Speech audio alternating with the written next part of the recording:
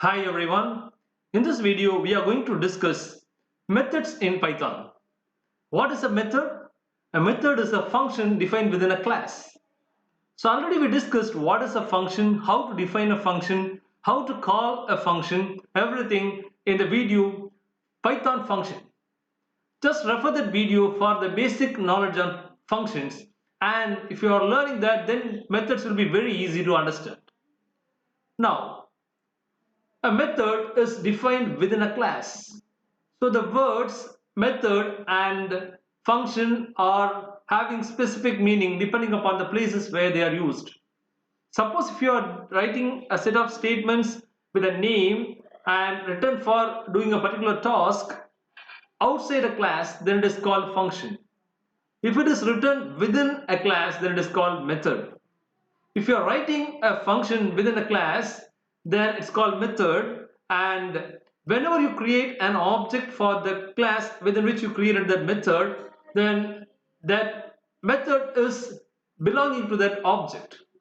So that method is belonging to a particular object within which it is created. Now, method is a collection of statements and it can operate on data members of its own object. So we are going to discuss all these things. What is the syntax of function or method? This is actually def keyword followed by the name of the method. Then within set of parentheses we are mentioning the parameters as like in functions. So a function may or may not take parameters, right? So it may take 0 parameters, it may take n number of parameters, but in method, if a function is defined within a class, then it's a method, and that method will take at least one compulsory parameter, that is the self. What is self? This is actually defined in another video which is on init method. So self is a parameter mentioned in any function or any method, especially any method which is used to collect the object paused when this method is explicitly called. When a method is called, then the object on which that particular method is called, or the object by which that method is called, will be paused as argument implicitly. We are not pausing it explicitly, but a method is defined to pause the object on which this particular method is called as one of its arguments. So to collect that object or a reference to that object, we are using a parameter here, that is self. And apart from self, this method can have a number of parameters, and now it ends with a colon. So after that, a collection of statements that implements this method is considered as method body. And here this method body, all the statements which are starting with an auto indentation after the header of this method is called the method body. Now let us have a small example. Let me write a class method demo, and here within this method I am going to write a simple method, and the method definition starts with the keyword def space, then the name of the method. Let me name it as demo method, a demo method, and this demo method is not going to any additional parameter, and just it is going to take only one compulsory parameter, that is self. Now within that function or method, I'm going to write a print statement that is going to print a simple string on the output screen, hi method. Now this class is containing one member method, and that member method is actually printing one string hi method on the output screen. Since it's a member of a class, and whenever you create an object, one copy of that method, demo method, will be created in that object. So if you want to call this demo method, you need an object of this method demo. So you have to understand the concept clearly.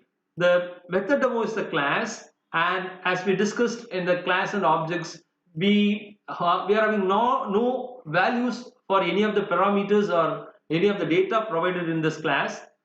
When you want to have the values, then you want to create a copy of this class, and then you can assign values for every parameter in that particular class.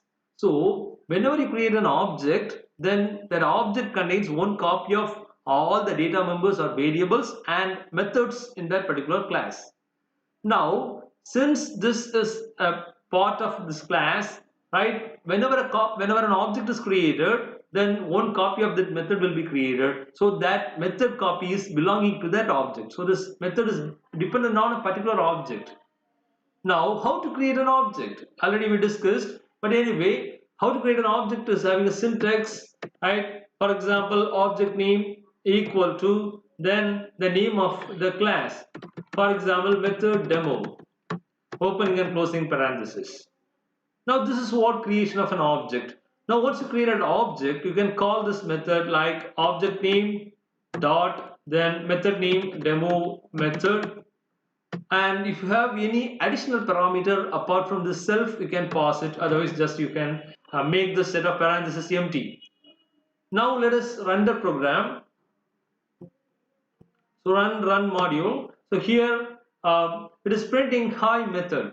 That means it is printing, it is calling that function or method, a demo method, by using the object, and then demo method is called and it is printing the statement, or it is executing the print statement, and the string given in the print statement is printed on the screen as it is. Now, let us have a small test, right? Is this self mandatory? As I said, it is mandatory. Let us test it. Okay, I am removing this self. Okay, since I am not passing any parameter here or argument here. Since I am not providing any argument, I don't have any parameter here, right? Let me check it. Yes. So now you see it's showing an error. What is that? Demo method takes 0 positional arguments, but 1 was given. That means in the definition, what's happening? You didn't make any parameter, but when a function is called or when a method is called, which is defined within a class, then the object by which this method is called is passed as one of the arguments, not explicitly, implicitly. Okay, so when this demo method is called, the object by which it is called, that is obj, so one reference to this obj is passed as an argument to this function call. It is implicitly passed, we are not seeing it, we are not passing it, but it is happening. So to collect that object reference, there should be a parameter here, and self is doing that role. Self is playing that role. Okay, so now let us run the code again with self. You see, it is working properly. So what does it mean? There is an unseen or invisible object passing or object reference passing when you are calling a function or method, and that object is to be collected in the method definition by using the self. Second thing, the self is not a compulsory term to be used. It's not a keyword at all, and it's a user-defined name, but conventionally most of the books and tutorials follow this term self, but instead of self you can use any name in that place. Let me assume that I'm using this. So this is actually it's a term used in C++ or Java to denote the pointer referring the current object or the object by which this method is called. So this in C++ and Java, this is playing the role of the self. So let me use that word here, okay, this, right? And there is no keyword this in Python, so it's a user-defined name here. So just I use a random name here, right? And let me check it. Yes, it's working, right? It's printing. Still, the function is invoked without any problem. So this self is actually, it's not a predetermined or keyword that is to be there in that particular place. You can use any name in that place. Now next one is, when we had the introduction, we had a statement. A method can process. Okay, it can operate on. Okay, a method within a class can operate on data members of its own object. Suppose if you're creating an object, one copy of data members or variables will be there in that object, and this methods can or this methods are capable of operating on that variables also.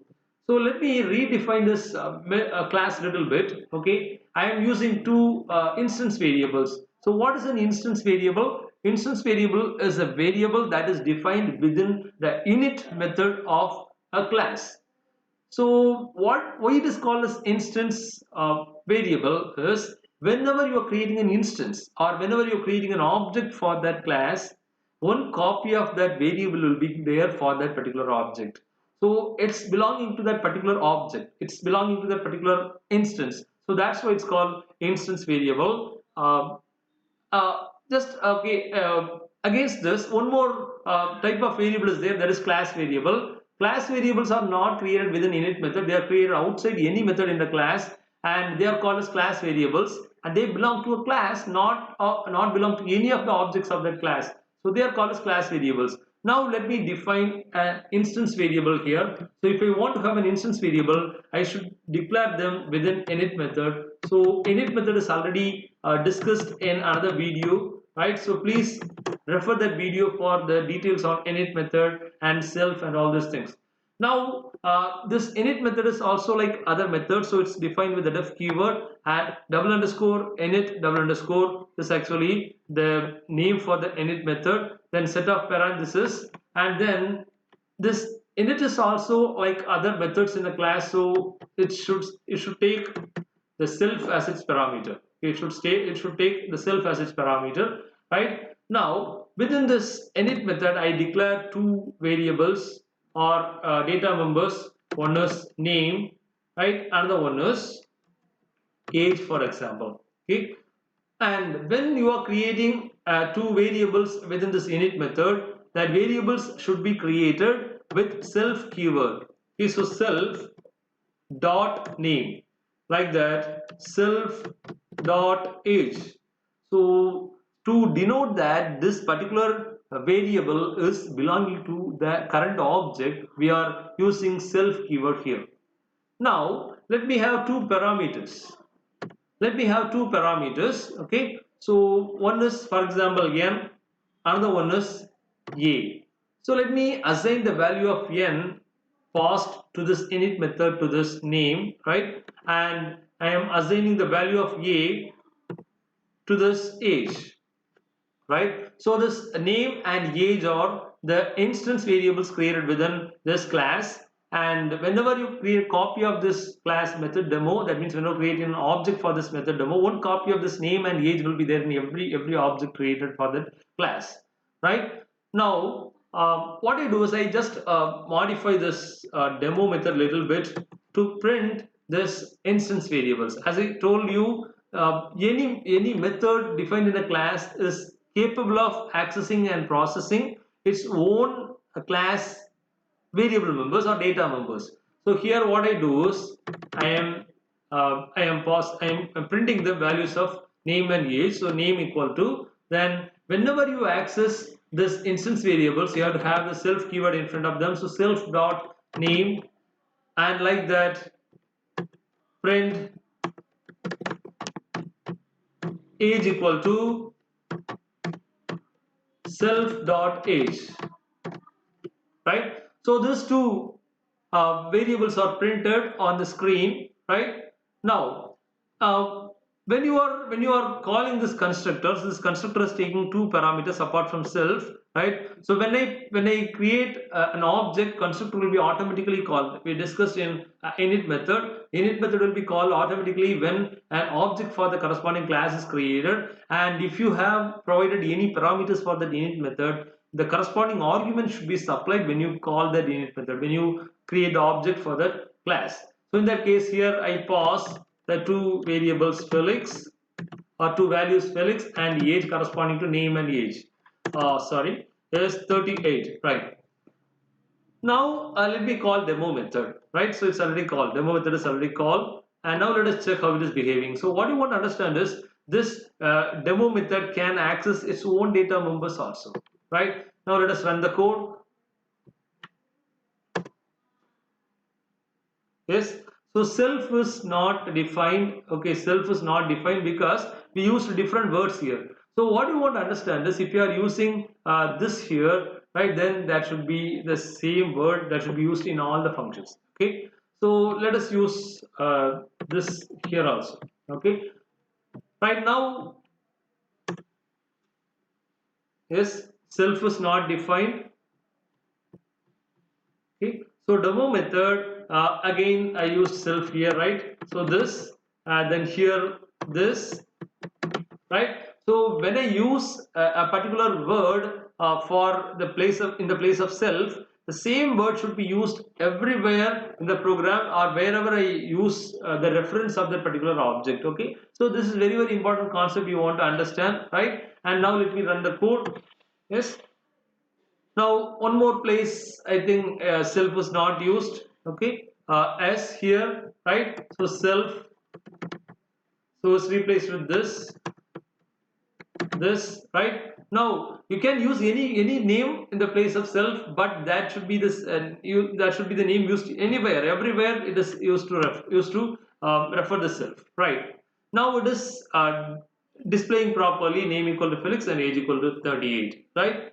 So in this program you might have understood, right, how to make a particular method process its own class instance variable members, and you can change the name of this self, or you can replace this name self with any other name, user defined name. But one condition, if you use a word in one method, that same word should be used everywhere, okay, in that same in the program. But you are free to use any name in that place. Okay, right? Now next one is, not only a method is capable of processing its own class variable members, it can process its own parameters also. Okay, so let us okay, have a small example on this. So apart from this, let me use two values, for example C and D. Okay, C and D, and here the C and D will be two, for example, two numbers. Let us assume that. So C equal to and D equal to, this two are printed. So when I am not, okay, when this method is not going to process this own class member, this is not required in front of that variable's names. Okay, so C equal to C and C equal to C and age equal to, that means, sorry, then D equal to D, right? Now here what I do is I printed a C value of C and D, which are passed as the parameters, but the C and D are not its own class members. Okay, these are not its own class members. Okay, right? Let me pass two values here. So 10 and 20. Okay, I'm passing two values, 10 and 20. Now this demo method is capable of accepting two parameters which are not its own class members or own objects members, and it can process it, okay, without using that okay, this keyword, okay, without using that self. We are using that, but still it can process it. Let us run the code. You see, it is processing the parameters supplied to it, right? It can process the parameters supplied to it, or it can process its own class members, right? So I hope you understood how the methods are behaving, what is a method, and how the methods are defined, and how the methods are called, how the method will take parameters, especially what is self, and how the self can be replaced with any other word, okay, any user defined word, and what is the rule on that, right? If you use a new name in the place of self, that new name should be used everywhere in the program. Okay, it should be used everywhere in the program, so that it will be easy for the okay, okay, Python to understand, right, the reference of the object on which that particular method is called, right? So keep on programming. Happy programming. Thank you.